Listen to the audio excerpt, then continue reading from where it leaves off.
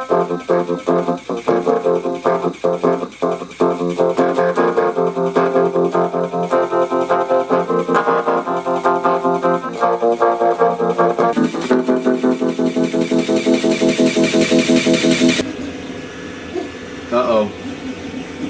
Fried.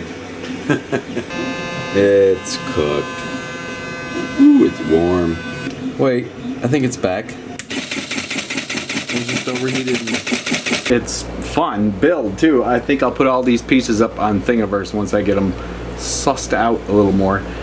I think that's it for now. I'm gonna put it in a box later and we'll come back to it at some point in the future, and I'll probably play with it a little, literally with the guitar in the meantime.